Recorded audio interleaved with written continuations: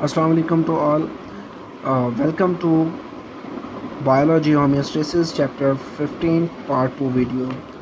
आज जो टॉपिक्स हम डिस्कस करेंगे वो ये हैं।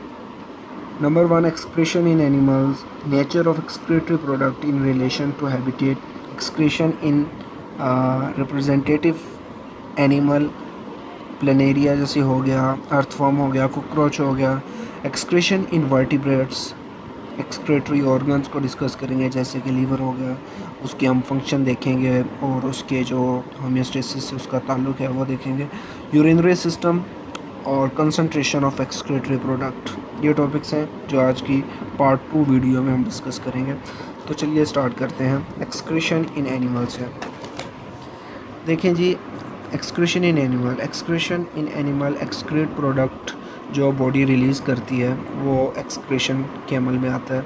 अब क्वेश्चन यहाँ पे जो सबसे ज़्यादा रेज़ होता है वो ये है कि पानी, वाटर, वो हम वेस्ट प्रोडक्ट के लिए हम उसे एज अ वेस्ट प्रोडक्ट लें या उसे एज अ एक्सक्रेटरी प्रोडक्ट लें। अब देखें जी, जो एक्सक्रेटरी प्रोडक्ट तो है क्योंकि एक्सक्रेट हो रहा है बॉडी से, लेकिन ये वेस्ट प्रोडक्ट नहीं है। वेस्ट प्रोडक्ट इसलिए नहीं है क्योंकि ये काम आता है हमारे पर्सपायरेशन के लिए, पसीना जब हमें आता है तो ये उसमें काम आता है। तो ये वही लिखा हुआ है, water due to its removal in hypoosmotic environment is labelled as an excretory product in this specific condition.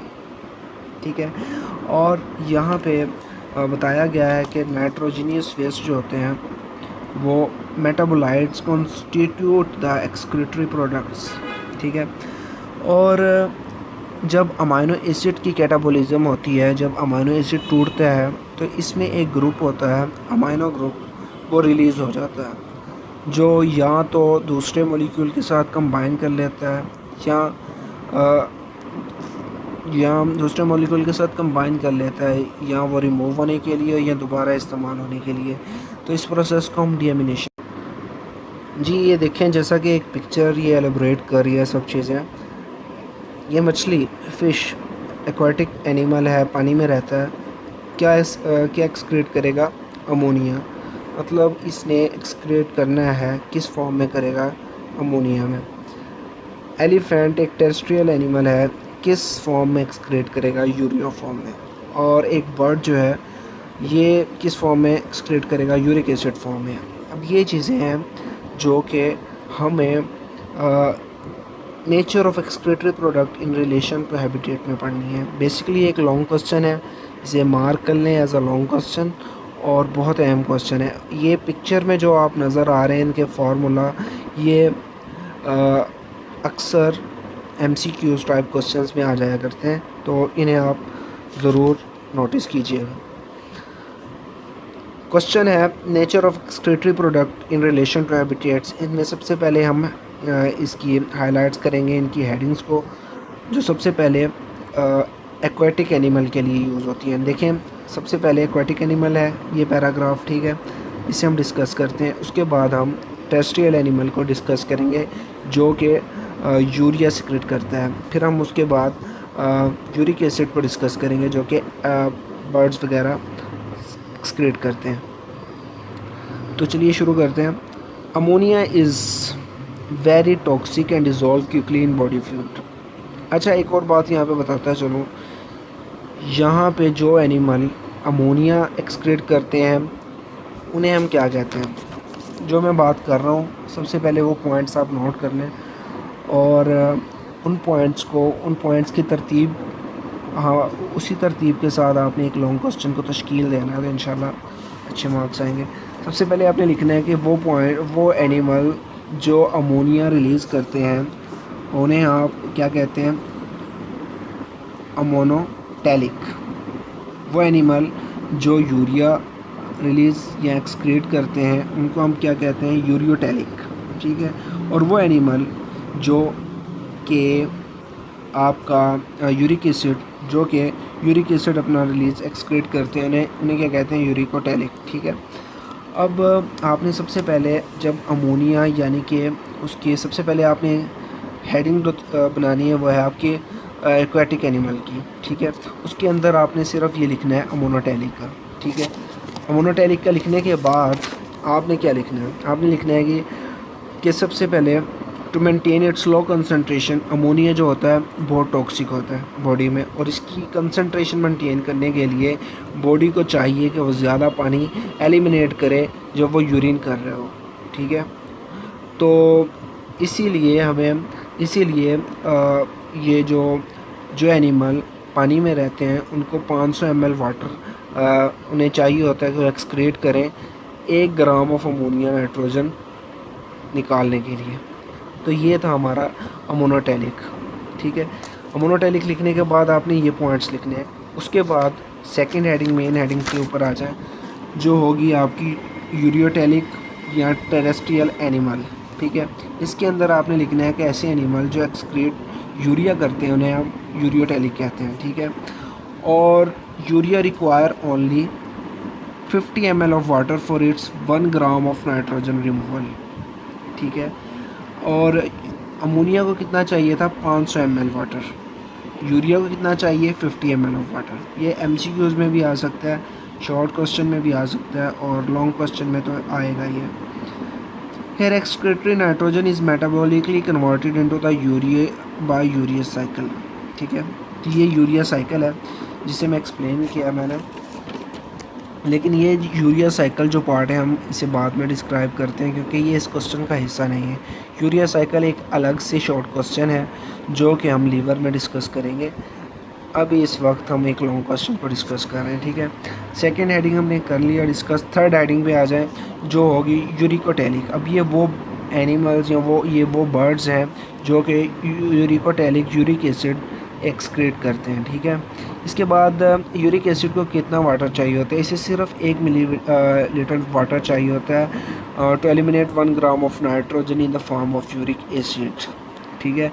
इसलिए therefore the reptiles and birds that inhibit arid environment excrete uric acid as excretory product, ठीक है। अब क्या है जी, एक और question आता है uricotely are evolutionary adaptation of nitrogenous waste in their habitats. Animal have adopted not only the chemical nature of the excretory product but also the various adaptation have been obtained to provide the diversity in excretory structure, ठीक है। तो ये था long question, ठीक है। अब हम discuss करेंगे, इधर ही हम डिस्कस कर लेते हैं यूरिया साइकिल को, ठीक है। तो यूरिया साइकिल क्या होता है बेसिकली, ये देखें। यूरिया साइकिल बेसिकली जब अमोनिया कार्बन डाइऑक्साइड से मिलता है तो ये बना देता है सिट्रोलिन, ठीक है।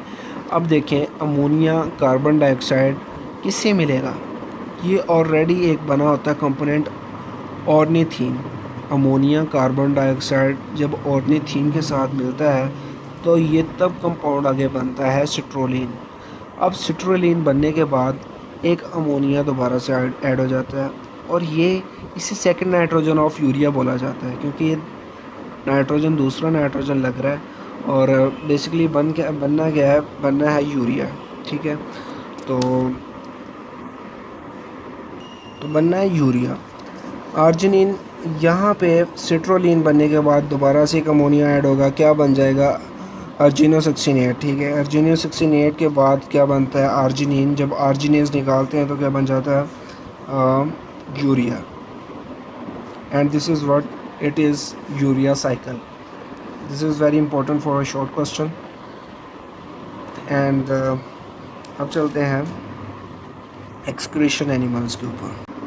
Now we discuss about excretion in representative animals. सबसे पहले हाइड्रा आता है। हाइड्रा में एक सिंपल कोई स्ट्रक्चर नहीं होता, ठीक है, और स्पेशलाइज्ड स्ट्रक्चर कोई नहीं होता है इसके अंदर, और in it waste product simply diffuse into the isosmotic surrounding, ठीक है। नेक्स्ट पॉइंट है प्लेनेरिया। प्लेनेरिया में क्या होता है, प्रोटोनेफ्रेडियम होती है, ठीक है। फ्रो विच एक्सक्रीटरी, ये क्या होता है, प्रोटोनेफ्रेडियम एक सिंपल ट्यूबुलर एक्सक्रीटरी सिस्टम है, ठीक है। Protonephridium is a network of close tubule without internal opening. ये एक शॉर्ट क्वेश्चन है, ठीक है, इसे शॉर्ट क्वेश्चन के लिए मार्क कर लें। सबसे अहम शॉर्ट क्वेश्चन जो इस टॉपिक में है वो है फ्लेम सेल। फ्लेम सेल क्या होता है, देखिए जी, flame cell, each flame cell has a tuft cilia. ये वो है जो आपने इस क्वेश्चन के आंसर में लिखना है। Each flame cell has a tuft cilia whose beating propels interstitial fluid into the tubular system, whose beating propels the interstitial fluid into the tubular system. The beating of cilia look like a flickering flame. Therefore, these cells are termed as flame cell. ठीक है, तो ये flame cell very important है. Next चलते हैं excretion इन अर्थ form में. अर्थ form में कौन सी सेक्रेशन होती है, क्वेश्चन एमसीक्यू उसमें पूछा जाता है. तो सेगमेंटल सेक्रेशन होती है अर्थ फॉर्म में. आपने देखा होगा कि सेगमेंट बॉडी उसकी अर्थ फॉर्म की सेगमेंट में होती है. ये देखें, ज़रा गौर करें. इसके अंदर क्या चीज़ नज़र आ रही है आपको. इसके अंदर एक कैपिलरी नेटवर्क है जो सराउंड कर रहा है ब्लैडर को और कलेक्टिंग ट्यूब्यूल को, और ये एक सेगमेंट के अंदर है. एक सेगमेंट से दूसरे सेगमेंट में क्या चीज़ जा रही है, ये नेफ्रिडोस्टोम जा रहा है. ठीक है, नेफ्रिडियोपोर इस सेगमेंट के बाहर है. थ्रो नेफ्रिडियोस्टोम एक सेगमेंट से दूसरे सेगमेंट से तक फूड या वेस्ट आपका ट्रांसफ़र होता है. ठीक है, और नेफ्रिडियोफोर से आपका जो वेस्ट होता है ये आपका बाहर एक्सक्रीट हो जाता है. ठीक है, और नेफ्रिडियोस्टोम से बेसिकली आपका मेरे ख्याल में जो है नेफ्रिडियोस्टोम से आपका फूड ट्रांसफ़र होता है टू द नेक्स्ट सेगमेंट, और नेफ्रिडियोस्टोम से आपका फूड ट्रांसफ़र होता है नेक्स्ट सेगमेंट में, और नेफ्रिडियोफोर से आपका जो वेस्ट प्रोडक्ट होता है वो एक्सक्रीट हो जाता है. ठीक है, तो आगे है एक्सक्रीशन इन कॉकरोच. कॉकरोच में कौन सी एक्सक्रीशन होती है, इसमें मेल्फिजियन ट्यूब्यूल होते हैं. These Malpighian tubules remove the nitrogenous waste from the hemolymph. These are the only excretory structure in animal kingdom that are associated with the digestive tract. The epithelial lining of the tubule transport the solute including salt nitrogenous waste from the hemolymph into the tubule lymph. From the epithelial lining of the tubule transport the solute including the salt nitrogenous waste from the hemolymph into the tubule lumen. इसके अंदर ही आगे rectum होता है, midgut होती है. ठीक है, intestine होती है, हैंडगट होती है. तो ये है मेल्फिजियन ट्यूब्यूल थ्रो विच इस कॉकरोच का एक्सक्रीटरी प्रोडक्ट बाहर निकलता है. Insects are the only group of the animal which eliminate the excretory waste with the feces. In all other animals, there is no structural and functional relationship between the nutritive and excretory system. This box is very important for your multiple choice question, and mark it especially. Now we discussed about the excretion in human. Okay.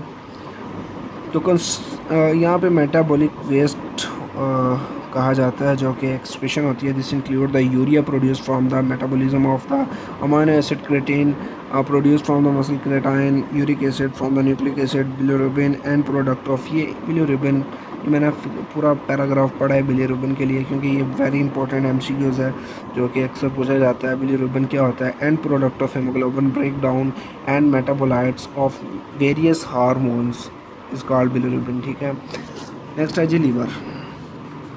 तो liver क्या होता है, liver basically आपका metabolism के लिए एक central metabolic clearing house है. ठीक है, और दूसरा liver support the excretory role of the kidney by detoxifying many chemical poisons and produce the ammonia, urea and uric acid from the nitrogen of amino acid. ठीक है, इसके आगे आपको उसने डिस्कस किया है आपकी स्किन का डिस्कस किया है. ठीक है, और उसके बाद स्किन के बाद आपका यूरिया साइकिल दोबारा से डिस्कस किया. आपकी स्किन के अंदर क्या होता है, स्किन के अंदर आपका हेयर फॉलिकल्स होते हैं. हेयर फॉलिकल्स के से आपके फॉलिकल निकलते हैं, आपकी हेयर निकलते हैं, और फॉलिकल्स के साथ आपके सिबिशियस ग्लैंड अटैच होते हैं जो कि सीबम प्रोड्यूस करते हैं. और सीबम किस लिए प्रोड्यूस होती है, सीबम एक आपको बोलें एक जेल लाइक मतलब मैटर होता है जो कि आपकी बॉडी के ऊपर, आपकी स्किन के ऊपर आ जाता है, जो आपकी बॉडी को प्रोटेक्ट करता है फ्रॉम इंसेक्ट से. और ये तो हो गया इसका एक फंक्शन. दूसरा इसका फंक्शन ये है कि जो स्किन होती है ये स्वेट ग्लैंड इसके अंदर होते हैं जो कि स्वेट सिक्रेट करते हैं और आपको पर्सपायरेशन इफेक्ट आपका देते हैं. ठीक है, ये तो था आपका स्किन के बारे में, और यूरिया साइकिल ऑलरेडी मैंने डिस्कस कर लिया है. अब है इसके फंक्शन को हमने डिस्कस करना है, और मेजर इफेक्ट ऑन होम्योस्टेसिस को हम डिस्कस करेंगे. तो जी क्या करता है हमारा लीवर, लीवर सिंथेसाइज करता है nitrogenous waste such as ammonia, urea, uric acid जो कि सपोर्ट करते हैं हमारी किडनी को इन वेस्ट डिस्पोजल में. प्लाज्मा प्रोटीन करता है सिंथेसाइज, जिसमें प्रोथ्रोम्बिन होती है जो ब्लड क्लॉटिंग में अहम रोल अदा करती है। फिब्रोनोजन और प्रोथ्रोम्बिन ब्लड क्लॉटिंग के प्रोटीन इन्हें कहा जाता है। और albumin maintain the osmotic balance of the blood. Bile क्या होता है? Emulsify the fat in the small intestine. Lipid, cholesterol and lipoprotein ये क्या करते हैं जी? Regulate the blood chemistry, store energy and help to maintain the cell membranes. Regulate करते हैं ब्लड केमिस्ट्री को, स्टोर एनर्जी करते हैं and help to maintain the cell membrane. Storage iron, iron को स्टोर करता है। Oxygenation of tissue as a constituent of the haemoglobin. इसी तरह ग्लाइकोजन रिजर्व एनर्जी करते हैं, ठीक है। उसके बाद constituent of the old red blood cells, oxygenation of tissue होती है। Many harmful chemicals such as food additives, pesticides and drugs assist kidney in toxin disposal. तो liver is not only involved in the synthesis of nitrogenous waste to assist the kidney in their disposal, but also has numerous crucial function of homeostasis importance. These functions belong to the synthesis, storage, conversion, recycling and detoxification category. Urea is detoxified form of the ammonia in the urea cycle, which can be retained in the body in the greater amount than the ammonia and can be eliminated with 1/10 quantity of the water as compared to ammonia.